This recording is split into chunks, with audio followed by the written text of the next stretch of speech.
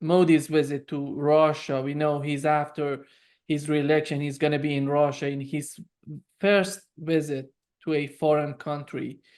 And what's the importance of this visit and what they're going to talk about, Modi and Putin? Well, it's important in terms of the optics of it because Modi isn't rushing off to Washington, um, and that is very easily explained because um, India is trying to distance itself from the fiasco that Washington has become, and there's nobody for Modi. There's no counterpart for Modi to talk to. Um, but there's a big reason for him to go to Moscow right away, which is that uh, in India-Russia trade needs quite a bit of help. Exports from Russia to India are booming, and a lot of that is oil, which the Indians are now refining and shipping on to other parts of the world, particularly Europe, the European Union, um, and taking a share of the profits, of course, refining profits. But the problem with that scheme is that India doesn't export to Russia as much as Russia exports to India. And Indian rupees are just piling up as far in Russia's foreign currency reserves. So that is a problem that needs to be addressed. And what they'll be discussing is ways of improving India's exports to Russia and Russia's investments into India's economy. That will be the main topic of discussion. And also all of the activities surrounding the BRICS summit and all of the activities surrounding BRICS in general. I'm sure they'll be talking about moving on to the new BRICS bridge, which is the new payment system where different countries will be able to quote unquote coin digital currencies backed by their own currencies, their national currencies, and use these in exchange via the BRICS bridge without having to actually involve banks and banking institutions, and certainly not any Western banking institutions, and certainly not on any Western toxic currencies such as the US dollar or the euro. Yeah. How do you see this concept of the BRICS currency? How long does it take for these countries getting totally independent of the United States? Well, if you look at Russia and China, their trade is quite healthy at this point and growing nicely, and it's being conducted in the national currencies. But that still poses some problems because the individual importers and exporters have to deal with banks, and banks are these institutions that are subject to Western sanctions. So now there are different kinds of Chinese banks, some that can trade with the West and some that can trade with Russia. That's a complicated sort of system that nobody really likes. So something like the BRICS bridge will solve that problem because importers and exporters will no longer have to deal with banking institutions, be they Western or Chinese or anything. They will basically deal with this peer-to-peer system that will get rid of the need to consider, well, whose currency are we using? Everybody's using their own currency, and it just transparently washes through the entire system. Yeah.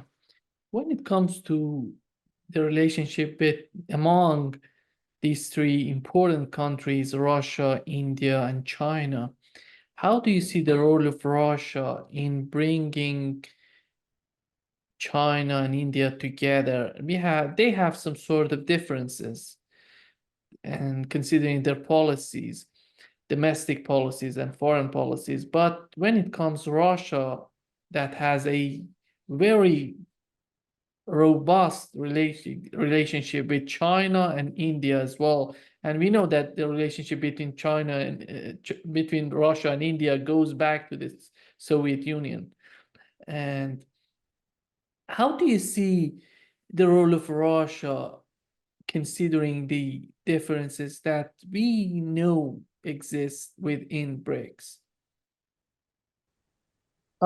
Well, I think Russia has quite a bit of authority within BRICS because it did the brave thing and confronted the West head on, whereas India is not really up to doing that, and neither is China.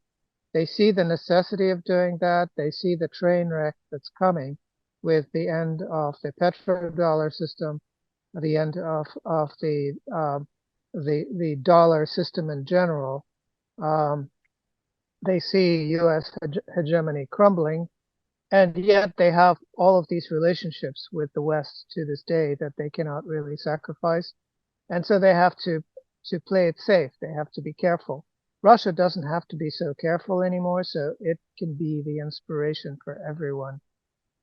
As far as the different tracks within BRICS, there's the question of security that is separately discussed. There is the question of finance and economic growth, which is separately discussed, and there's the question of education and culture and humanitarian missions, which is yet a third component. And so instead of doing the Western thing and applying military discipline to finance and corrupting any type of cultural relationship by insistence on Western quote unquote universal values, these are all kept separate.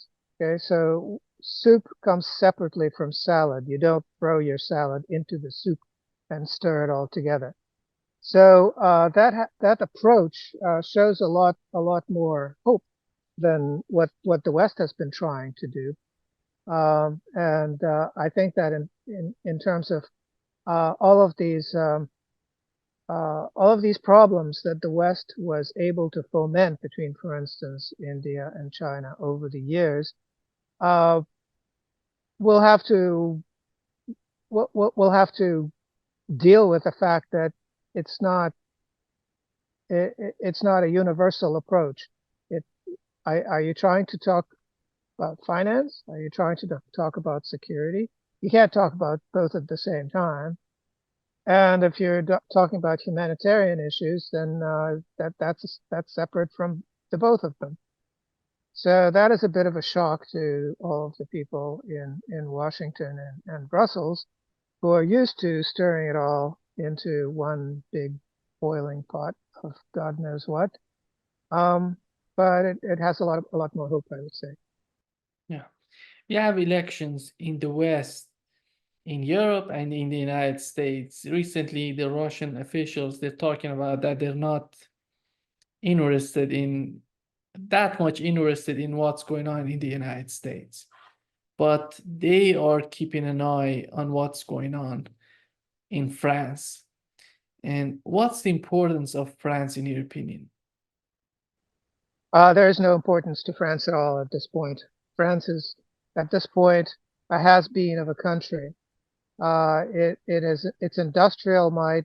It rests on its very, very old and creaking network of nuclear power plants. It has lost access to the uranium reserves in Niger that it was previously using. It has lost the ability to economically build new nuclear power plants. So it is endlessly extending the lifetime of the existing ones, which is not really a good thing at all. And overall, I don't see France really playing that big a role moving forward in international affairs. It's a minor bit player. In terms of the elections in France, well, it's a majoritarian system where you have a couple of parties on the left and a couple of parties on the right. And if it looks like the right is winning, then the left, one of the parties on the left, kind of bows out of the particular election and spoils it for the right. So the right can never win. It would be rather surprising if the right manages to win this time around. It would be very, very uncharacteristic. But it's going to be a mess either way. It's just going to be a very, very hard to govern country, especially considering that no matter what happens, the people on the left are not going to be pleased. And when the people on the left in France aren't pleased, they tend to break a lot, smash a lot of windows and cause a lot of mayhem, which we're seeing already and we'll probably see even more of it. But do you find that when it comes to the conflict in Ukraine, do you find that the left wing is better than the right wing, or they are all the same? It doesn't make that much of difference. Nothing really makes that much of a difference. I think that there was an attempt by Macron to talk out both sides of his mouth at the same time. He was either sending troops to the Ukraine or not sending troops to the Ukraine, sending weapons, not sending weapons.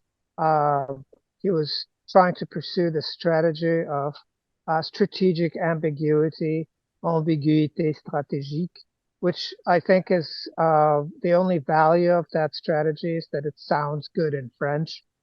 That's about it. But it's otherwise a fiasco. So I don't think it makes any difference at all who wins there or what happens.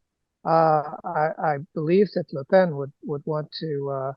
um, would want to limit the damage, seeing as there's no victory to be had in the Ukraine. But she will discover, uh, just like her counterpart in Italy has discovered, Giorgia Meloni has discovered that her politics don't matter at all. She just okay, she got elected, and that was in order to pretend that there's democracy in Europe. But now that that democratic exercise is over, she has to follow orders, or somebody is going to shoot her plane down or something. But she won't live very long, and she knows that. She was told that, and I'm sure the same thing will happen to Le Pen if she ever gets into any kind of a position of authority. Yeah. Orban just visited Zelensky. He wanted to convince him to go after some sort of ceasefire and to go after some sort of political settlement. But it seems that Zelensky was rejecting, his administration was rejecting all the suggestions on the part of Orban.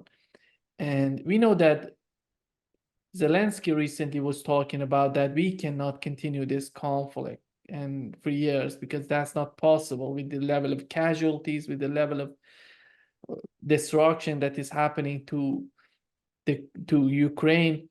And how do you find it right now? Do you think that Zelensky wants to negotiate? Because we've heard that the Azov battalion was threatening Zelensky, if you go, if you want to negotiate, that would be the end of your term in Ukraine. How do you find it, in your opinion? What's going on? Well, the money is drying up, and if there's no more money to steal, then there's no more Ukraine, because the purpose of the Ukrainian government is to steal the money that is being given to them.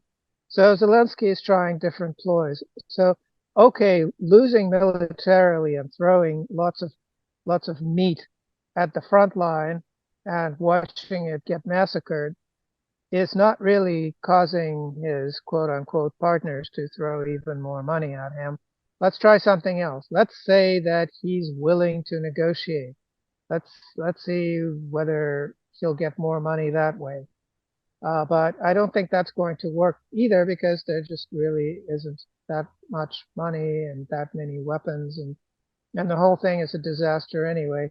In terms of any actual negotiation, well, who is he? Who is Zelensky? That's the first question to ask. And if you say that he's the president of Ukraine, then you clearly aren't up on the Ukrainian constitution, because he's expired. He is a squatter. He doesn't belong in that chair anymore. And furthermore, the only official bit of the Ukrainian government left is the parliament, the Verkhovna Rada, and that's only legitimate until August 11th, at which point Verkhovna Rada turns into a pumpkin, and there is no longer any legitimate federal government in the Ukraine, and power devolves to the regions, which at that point can hold referenda and decide whether they want to form some kind of a union with each other, or whether now that the Ukrainian constitution is bye-bye, or maybe they can join the Russian Federation instead. That's really the choice is up to them. You know, they can make that choice of their own free will. So Zelensky saying that he wants to negotiate is a lot like saying that I want to negotiate. Here, I, Dmitry Orlov, will negotiate peace in the Ukraine. About the same sort of position, I would say. Yeah, but when he talks this way, do you think that he's under pressure from the West to talk about these things, or he's just talking about what he's thinking right now? I think that, you know, he has some people who write his speeches for him, and they try to earn their keep somehow. They try to make themselves look useful, even if they're not very useful. So I don't think he's coming up with those ideas himself. He's like a Joe Biden. He reads from the piece of paper that's handed to him.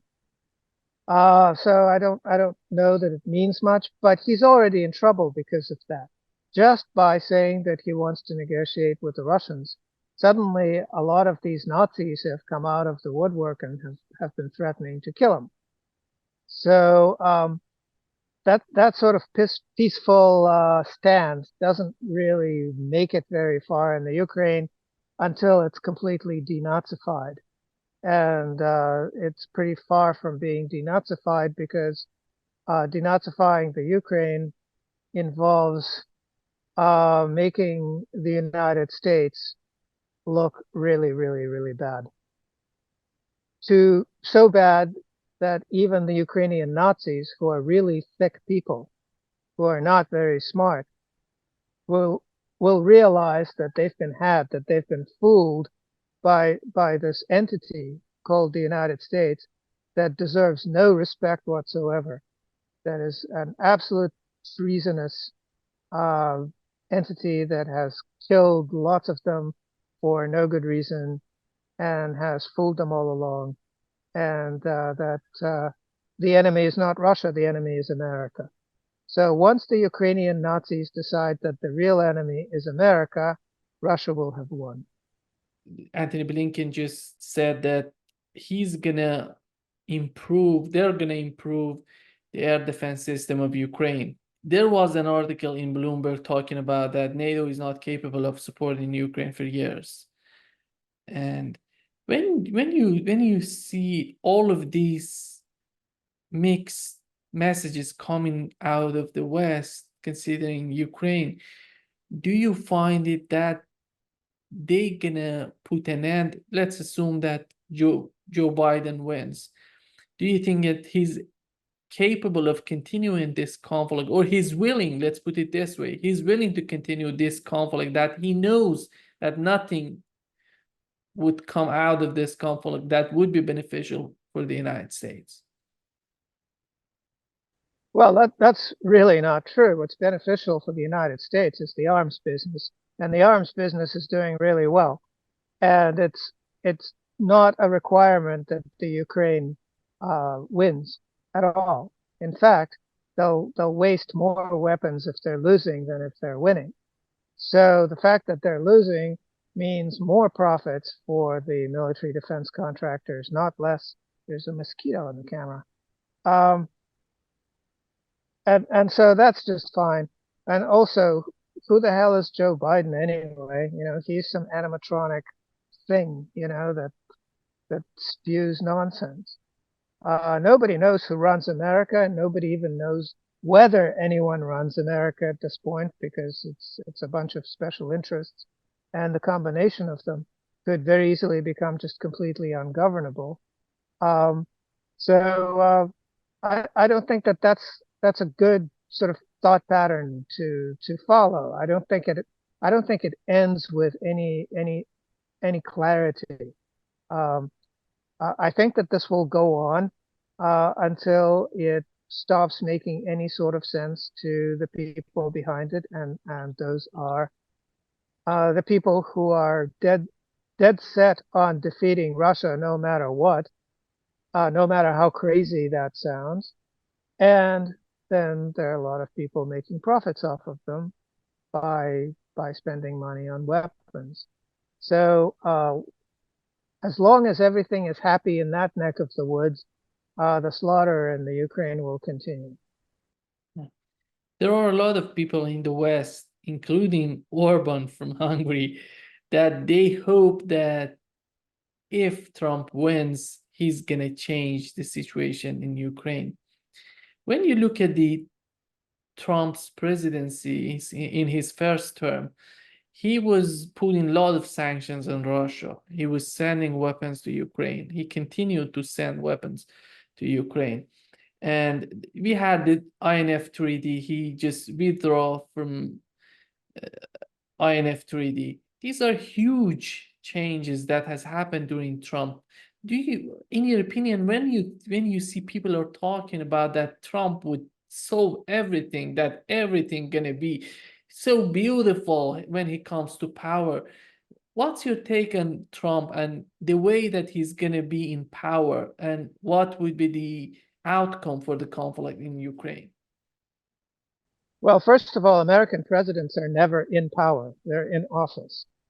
It's a technical job.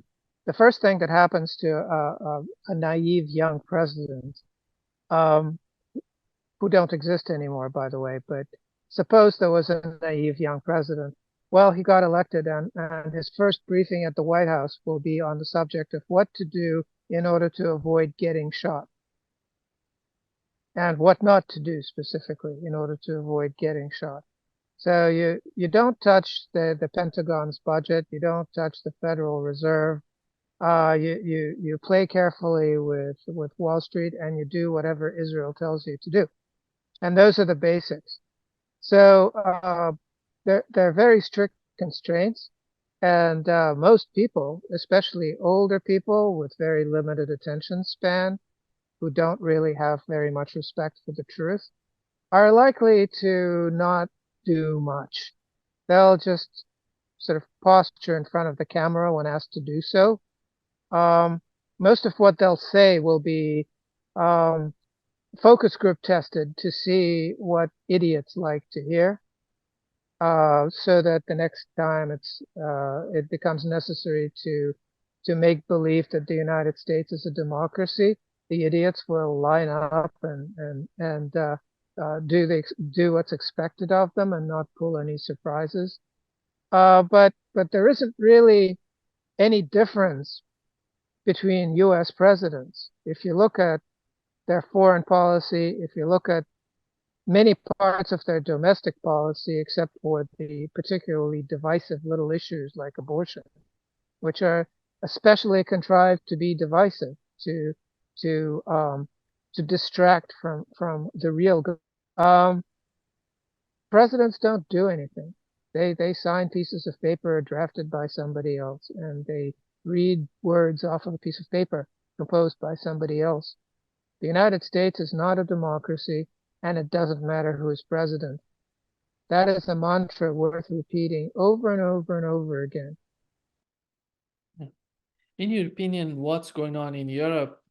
Whoever you talk about that, we have the way that you talk about the United States, the political system, and we know we all talk about it, is a cabal, is a deep state, is a establishment behind all of these decisions that are happening right now in Gaza, in Ukraine. And do you think that they would be in favor of the right-wing parties in Europe, or left-wing parties, or people to the center? Which right now, when you look at the current situation, the political parties in Europe, in these people in the United States who are deciding about everything in G7, in NATO, in your opinion, who's better for them, for their policy in Europe? Well, first of all, the the deep state, so-called, or there isn't an adequate name for it because we don't know who these people are. The one thing we know for sure about these people is that we don't know who they are. They make sure that we don't know. And as far as the politics, the left wing, the right wing, the middle wing, whatever it is, um, the important thing as far as the secretive people who run things behind the scenes is that uh, none of these political organizations follow the will of the electorate. So they will do whatever it takes to deflect or uh, create subterfuge or create some kind of mayhem or internal contradiction or friction or whatever it takes to make sure that the will of the people expressed through voting is not registered in terms of government policy. They and in different under different circumstances, it might take different tricks. They might even support a communist party. Who knows?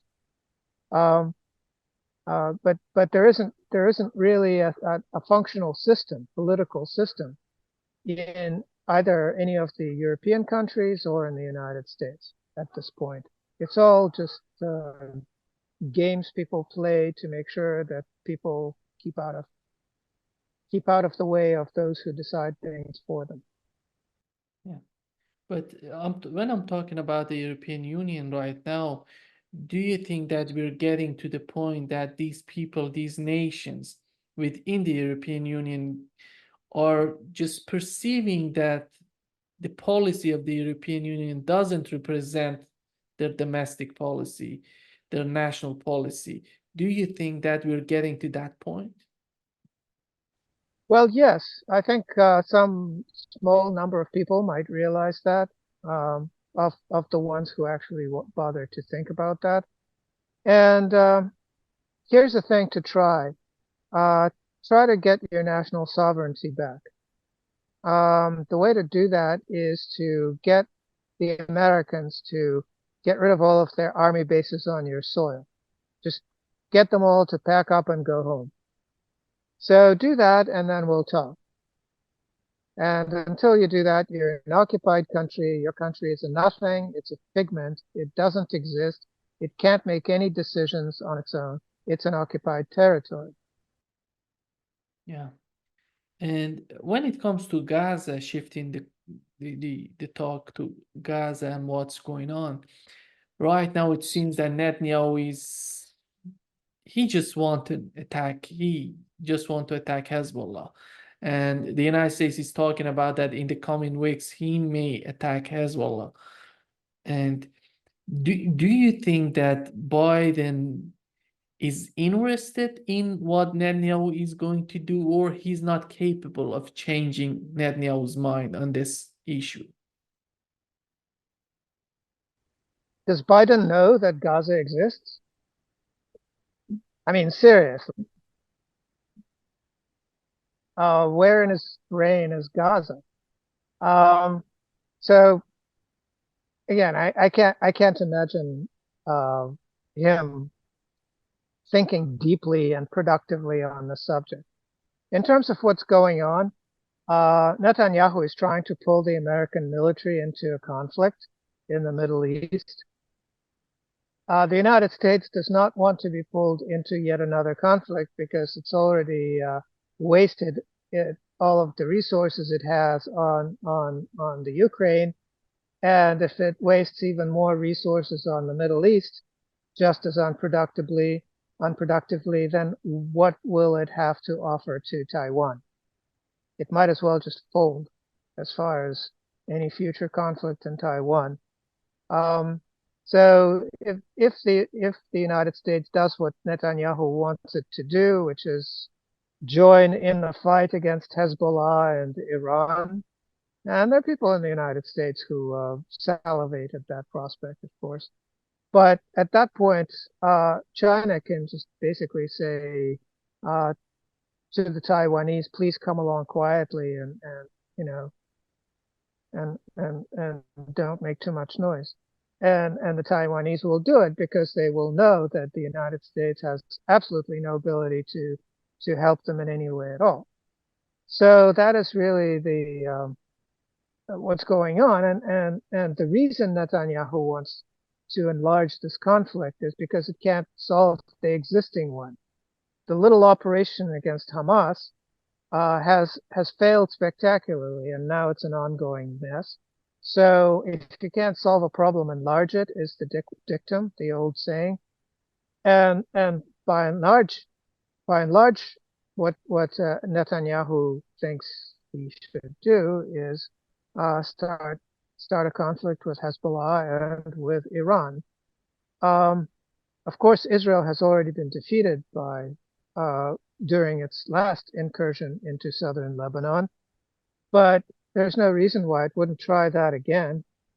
Um, and the whole reason that Netanyahu is trying to do that is because he wants to stay out of jail. He wants to stay in power, and he wants to stay out of jail. And if he fails at doing this, then his political future is non-existent. I think that Israel is really going to fall apart. It is already falling apart. The fact that they're trying to draft Orthodox Jews into the military, to me, that's hilarious. I mean, that's just the funniest thing in the world. Um, can you imagine, this order of battle? Of course, Hezbollah will attack on Sabbath, and uh, at the same time, you have all these Hasidim in the trenches going Shabbat Shalom, Shalom Bom Bom, and holding hands and dancing around because that's what you do on a Sabbath, and there's no way to stop them.